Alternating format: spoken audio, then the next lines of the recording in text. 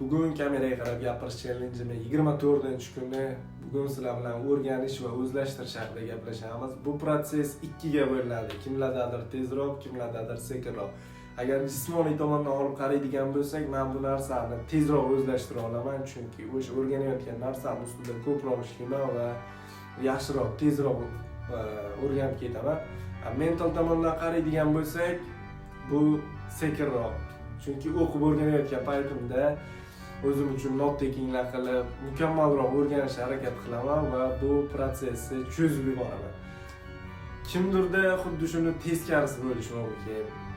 Va meni bu narsaga normal qarashimni bitta ustozim menga tushuntirib bergan.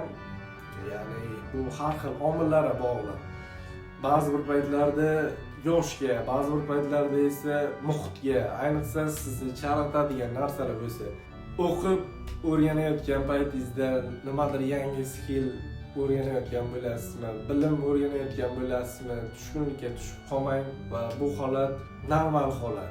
O'qiyotgan narsangizni qunt bilan o'rganing va o'sha bilim, o'sha skill hech qachon esingizdan chiqib ketmaydi. Bugungi mavzu shu haqida edi. Hammaga rahmat.